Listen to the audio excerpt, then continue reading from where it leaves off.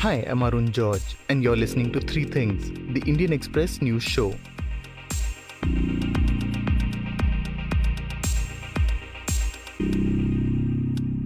In today's episode, we're looking at a possible understanding India might attempt along the border with China as winter sets in. Then, we're looking at why thousands gathered for a night-long protest in Goa and the larger questions it raises. But first, we're looking at the impact of the Indian Railways cutting off all its services to the state of Punjab. After the central government passed multiple farm laws, farmer groups across Punjab launched a massive protest. That was in September. The Congress-ruled state subsequently passed its own laws that it says negates what are the faults of the central laws. But in the third week of October, something unusual happened. The entire railway network in the state was cut off from the rest of the country. On Wednesday, the railways claimed it had lost over 1,000 crore rupees due to the stoppage that it had imposed. On Thursday, a delegation from the BJP wrote to the railway minister appealing for the resumption of services. But why has the Indian Railways cut off the state from its network? What has been its impact on the state? And how have people reacted to this? To answer these questions and more, we're now speaking with the Indian Express's Kanchan Vasdev in Chandigarh. Kanchan, for how long have the protests been on in Punjab against the central government's laws, and how did the tracks come to be blocked? Ever since the central laws were passed by the parliament, from September 24th onwards, the farmers have been sitting on the tracks. This is the favorite way of protest by the farmers in Punjab. They just squat on the railway tracks, and it's been over 40 days now because it started on the 24th of September. Ever since they announced, the farmers, that they would be sitting on the tracks from September 24th, the railways, they started suspending the trains. The passenger trains was cancelled first of all, and then gradually the goods trains are also cancelled. So no train started coming to Punjab ever since. Even the passenger trains, because the most inconvenience is to the passengers only. So that is why those trains were suspended first of all. So after that, the farmers said that they would not be sitting on the tracks from October 22nd. So they lifted the dharna then. Then the train traffic was restarted by the center for the goods trains. And then, it was suspended again after 2 days. And why was it suspended after 2 days? Because the center has been saying that the farmers have been sitting on 2-3 rail tracks. That is why they want all the tracks to be cleared. The farmers have been sitting on 2 tracks which are going to L&T thermal plant in Rajpura and Vedanta power plant at Talwandi Sabo. So they are sitting over there. Then the Kisan Mazdoor Sangharsh Committee is also having a rail blockade near Jandiala in Amritsar. So these 3 places, they are still sitting. So the center has been saying that they want all the tracks cleared before they can, resume the services, because there is a threat of security to these trains. And the drivers are pretty scared that somebody would haul them up and all that. Okay, so basically the entire track network across Punjab is clear, barring these 3 lines that extend to power plants. So now the center is wanting that these tracks too have to be cleared. And another thing, when these people lifted the dharnas from the rail tracks, they started squatting on the platforms, saying that we will not sit on the rail tracks, but we will go down to the platforms. So the center is saying that even if they are sitting on the platforms, they can threaten the drivers. So yesterday, the Punjab government has prevailed on these farmers organizations, and they have said that please don't sit on the platform. So now they have said that they will be lifting their dharnas from the platforms also. So they will move out on the green belts outside the stations, and they will sit on those green belts. So now they are away from the platforms also. So if you were to try and take a train to Punjab, how would you go about it then? From Ambala onwards, there is no train to Punjab.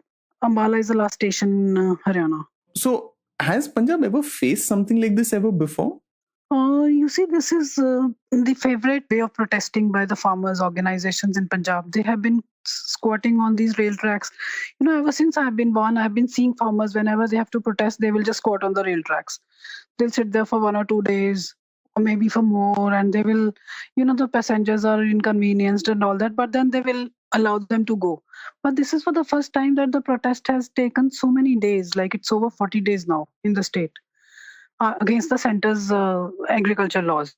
But this deadlock has happened for the first time. the center did not take such a strong step to suspend the traffic for such a long time that the supplies to the state are affected in such a way. And what has been the impact of effectively cutting off the railways from Punjab? And, because even the railways has said their own losses are 1,200 crore rupees. But on the ground, what happens when you effectively stop trains into a state for almost a week? Actually, all Punjab's thermal plants, private as well as public run, they have been shut because they have run out of coal. So state is now purchasing power from private sources and spending rupees 10 to 15 crore every day. And then if they think that the power through the exchange is very expensive, then they don't buy it also, because they can't pay more than rupees 3. They float the tenders and then they apply for the tenders, and the quotation rate is rupees 3 per unit. So if it goes beyond that, then they don't purchase it. So people have to face for power cuts. Since Monday onwards, they have been implementing power cuts, imposing power cuts here for 3 to 4 hours in all the districts. That is what has happened on the power front. And then the state is in the process of sowing wheat. They will be starting, sowing the wheat from 15th of November, and they would be needing these fertilizers, urea. All that is stuck.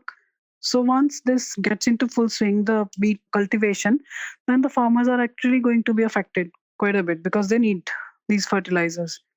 Then the industry, they're trying to be back on track after COVID-19 lockdowns. The hosiery industry alone is bagging its loss at rupees 8,500 crore. That is the worry. And there are 2.40 lakh industrial units in the state, and 16 lakh workers, they get employment. But the raw material is stuck, and if these industries also shut down in the days to come, then there will be a lot of unrest because there's no raw material.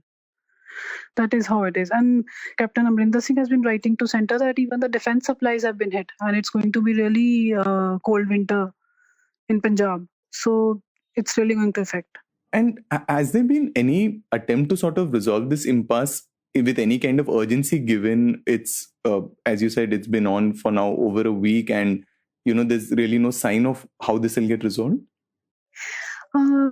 Captain had written a letter to Union Railways Minister Piyush Goyal. He said that the traffic should be restored very soon because this is how it is going to affect the state.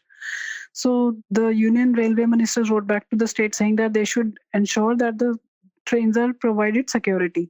So this is not possible for the state, having its own scarce resources to provide security at all the platforms and all the railway tracks.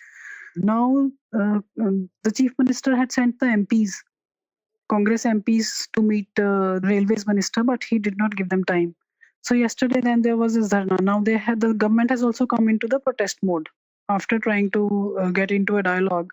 Now, Captain sat on a dharna at Jantar Mantar yesterday with all the MLAs and Punjab ministers and the MPs. And now let's see what happens. And in terms of on the ground, as you said, is there any kind of anger over the fact that this has been done with the state of Punjab, where the rail network has been cut off? Yes, Punjab, always has a feeling. It always feels that there is a stepmotherly treatment given to Punjab. It's whenever there's a small issue, it always becomes Delhi versus center. So this becomes a problem for the government of the day also, because we have seen militancy in the past, and then there are some people who are always trying to foment trouble in Punjab. Pakistan is there, then this referendum 2020 is there. They have been trying, these secessionist forces. So all this is always there. There's always this, tension at the back of people's minds that, if something like this happens, then this could foment trouble for the state. So if this impasse doesn't end, the unrest is going to really mount. Before we get to the next segment, I just wanted your quick attention. One of the big reasons people say that they like this show is because it helps them understand the news better. It provides them with the context they need to see the bigger picture. And there's perhaps no other place that does this better than the Indian Express's Explained section. We on 3 Things refer to the section regularly, and it helps us make this show.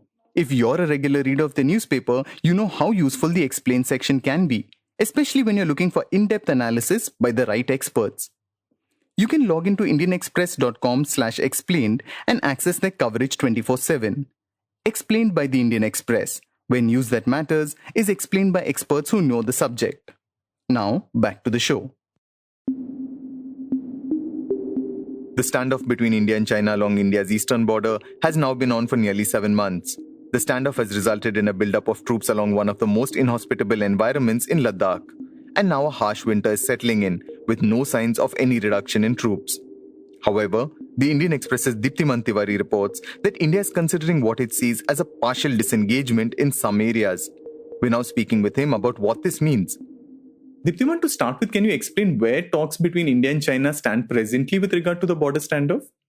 Broadly speaking, nowhere, because both the countries have completely refused to come to any agreement as far as disengagement in terms of withdrawal of forces from Pangong So or Gogra or Hot Spring or the Epsom Plains is concerned. The two countries have not been able to come to any agreement as far as withdrawal of forces is concerned, and that is why we see that through the harsh winter, our forces, both Indian and Chinese forces, are locked in a sort of eyeball to eyeball confrontation at several places, or with a massive build-up behind across eastern Ladakh.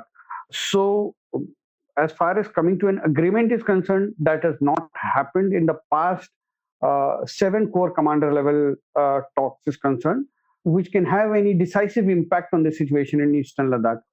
So you've reported about how there's this sort of partial disengagement that the Indian side is hoping for in the next round of talks whenever it's scheduled. Could you explain what that would mean and how is it different from what India has been seeking so far? There are these small negotiations, which are being made, as it also happens on the Indo-Pak border. The two countries are not able to agree on ceasefire, are not able to agree on infiltration, are not able to agree on smuggling, but they agree on, okay, let's cut the grass. There will be no firing when, our forces try to cut the grass near the border. So those are the kind of small negotiations happen between two parties when they are not able to agree on larger things. So that is the kind of thing which is happening as of now. Whether it is going to be achieved or not, only time will tell.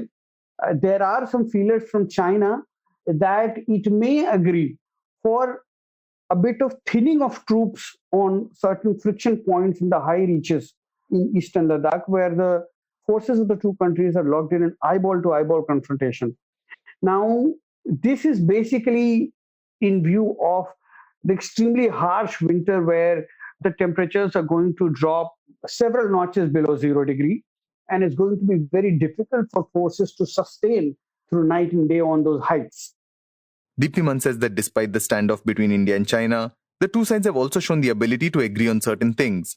He points to the example of the Galwan Valley, where things were calm despite a clash between Indian and Chinese soldiers that left 20 Indian soldiers dead.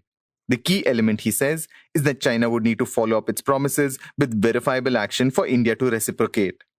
With winter setting in and the conditions expected to get harsher by the day, there is an incentive for both sides to consider a reduction in troops. It's also very difficult to maintain such positions. Even though China has better infrastructure than India, yet it is going to be very difficult to maintain those positions. It is going to be very difficult to keep the morale of the men who are there high. And such situations are a recipe for a clash. So there is sort of an understanding. There are some feelers that there may be some thinning of troops. But as I said again, only if it happens on the ground will we say that something has been achieved. What are the benefits of India achieving this sort of new status in some areas? As I said, it's slightly easier for China to maintain its positions because it has better infrastructure on its side. It has great roads. It has some, integrated border outposts. It has central heating there.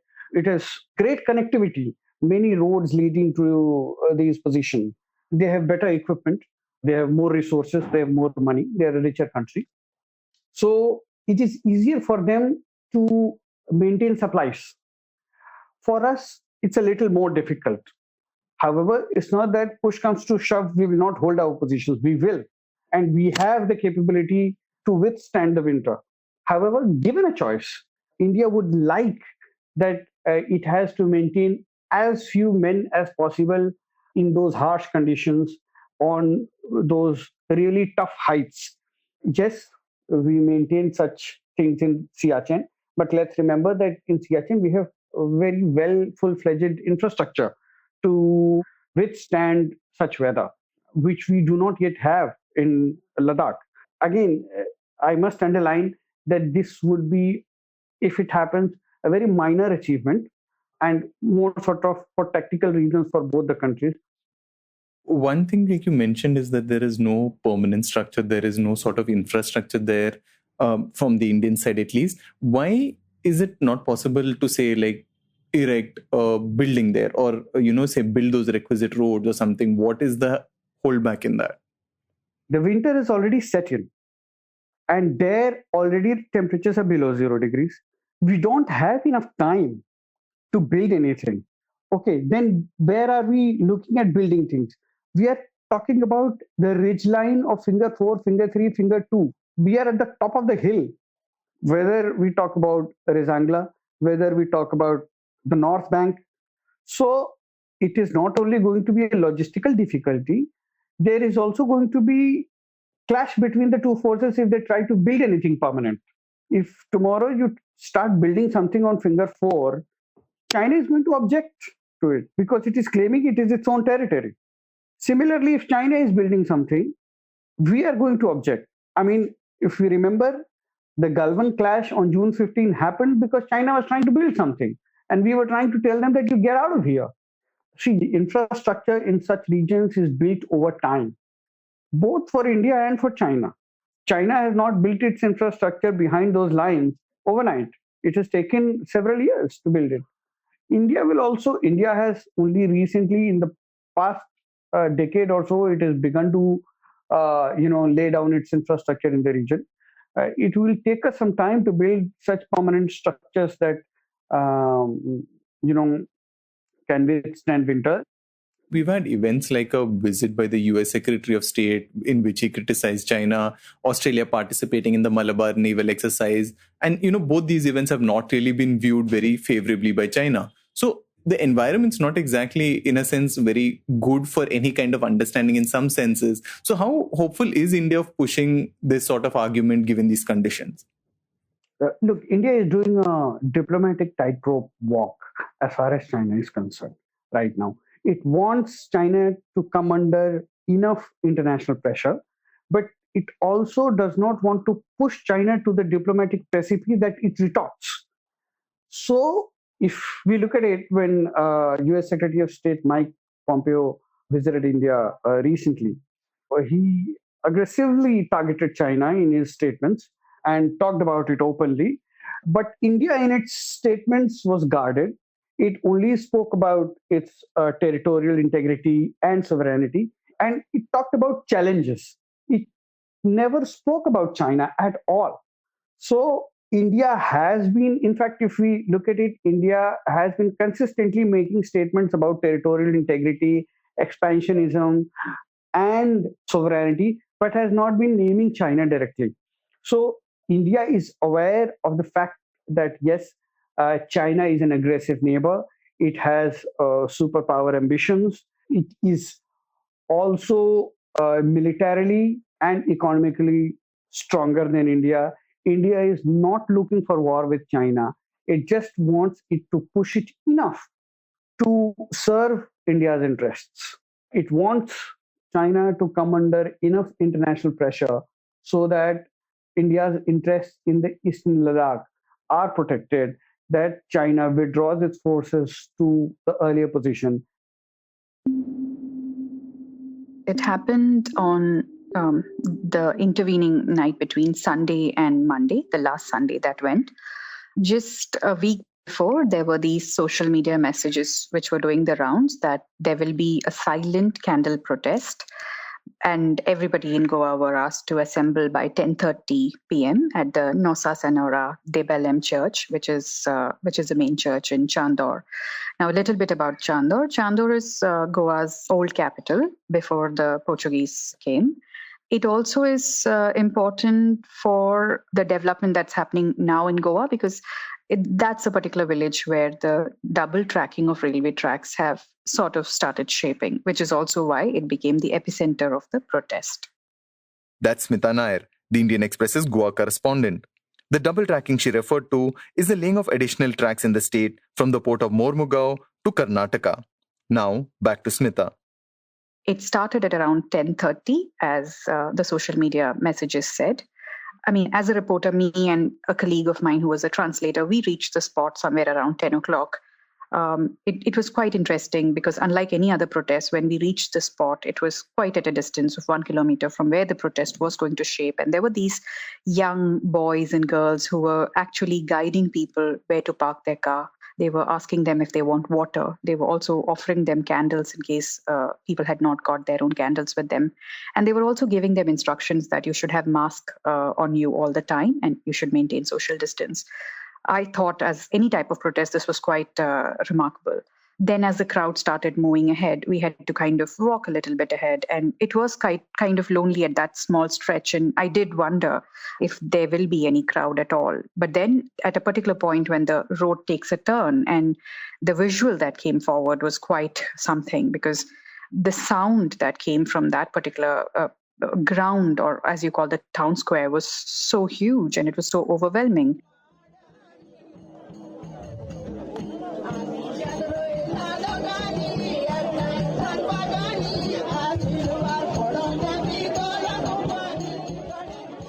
Because it was like music, it was like a lot of, chatter. There were people, crowded. It was like a sea of people, because in Goa, 3,000 to 4,000 people is quite huge. In fact, just the other day, I was talking to someone and they said that that's the number that's enough to elect an MLA, because in Goa, the constituencies are so small that this is the deciding factor for an MLA. There were grandparents, there were children, there were these women who had come probably after work. There were teachers. I myself met 2 teachers who were there with their students. Then there were these people who live in Chandor, which is where the double tracking is happening. But there were also people from all parts of Goa.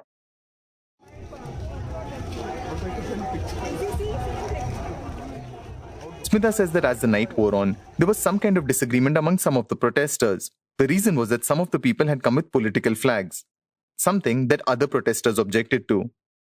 I could hear people actually arguing with them that this is a people's movement. We are not here for any political mileage. We are not here fighting for a party, or we are not against any party. We are just here asking our basic right, a constitutional right, to good air, to good living, and to have our own identity. And I found that entire disagreement and confusion and conversation that was happening on ground quite revealing of how the night is going to shape. It was also interesting how it was a very peaceful, it was full of affection for each other, and they were not really going to make it into a riot scene. They actually held the candle and they said that we are asking questions for the future. We asked Smita what prompted this massive protest. So this is a protest which I would say was a tipping point. Coal as a subject has been seen as an enemy in Goa for the last few years. Goa was earlier a hub for the export of iron ore. Smita says that following a Supreme Court order, that stopped. But when that happened, Smita says that the port in the state slowly started becoming a hub for the import of coal. All this coal goes to industries in Karnataka that are over 300 kilometers away by rail. Coal essentially is being brought in from South Africa, Indonesia, Australia. These are the coal-heavy continents or states. And from there, they come to Goa. And from Goa, which is on the westernmost tip of India, it then travels, it cuts through the eastern part of Goa, it cuts through the western Ghats of Goa, and then it crosses to east to Karnataka, which is where all the industries or the clients of this particular coal is. So in Goa, essentially the question that locals and Goans are asking is that why is it that we need to give away our land for a few companies which are not even inside the state limits? Now, I don't think they are completely against coal, because there are different different ranks of agitation and different levels of, distrust, as we call it, against this particular cargo. But essentially what they're saying is that we need to have a capping limit. If we are going to import coal, then you need to ensure that Goan property is not affected, Goan people are not affected. You need to take care that coal is essentially being transported using safety norms which are used internationally. Smita says that these demands have been conveyed to authorities multiple times. There are cases and public interest litigations on the matter in courts. There are campaigns on the ground on the issue. All of this has been unheard, and the Southwestern Railway did come into Goa limits and started laying the tracks. Now, if you ask me, are they doing it right? Well, the papers are on their side, everything is legal. But what the locals are saying is that there has been no communication, there has been no public hearing, there has been no sort of engagement with the locals to understand what they really would want to say and how they would want this entire thing to shape up. Smita says there was one question that came up throughout the night-long protest. The question that kept coming through the night of the protest was, what is the cost of this development that you speak of, and who is this development for? Now, when you speak about infrastructure, definitely it benefits the country. Look at it this way. From a Goan perspective, he is standing by the tracks. He's seeing trucks and tonnage of coal going from the port to Karnataka. When you're speaking about development, the GDP of a country definitely increases, but for a state, that is not visible. Also at stake is the pollution, also it's at stake is the health, because there have been cases where we have ourselves interviewed, kids are these days going to schools with nebulizers. Now, this is not a picture that is good to show. There are people who are suffering from lung problems. The point that these Goans have been trying to make is that it is not good for their health. The second and the most crucial point that they've been focusing again and again, and also the voices at Chandor that night, was the ecological heritage which is at stake, because these trains, and there's also this whole protest against expansion of the national highway, all of these projects are going to crisscross the Western Ghats, which is very, very fragile, pocket of Goa. When tourists from Delhi and Bombay come, they come to take selfies. Influencers are all over Goa right now. They're taking pictures of Dudhsagar Falls and calling people, come to Goa, come to Goa. But the problem is, it will not remain the same way if so many coal trains, kind of shape up. And, you're looking at a tonnage for 68 companies in the next 3 years. So the question that Goans are asking is that what is the cost that is being kind of, calculated? What is the cost of the health? What is the cost of the health of the Western Ghats? Is there some sort of estimate being made for that? And the third very important thing, and I think people are missing out on that, is that there is this whole question about heritage homes in Goa. There's a lot of Portuguese culture. There's a lot of Kadamba culture. In fact, many of the homes that we visited are 500 to 700 years old. And these are homes which still retain the architectural beauty of the times that we lived in. Now, these are things which you may debate that, do you really need to safeguard these houses? Do you really need to keep them if you're going to increase the country's GDP? That's an answer that has to be a collective answer. It cannot be just done with silence on ground. It cannot be done by not answering the Goans. That's exactly what they've been trying to tell through the night.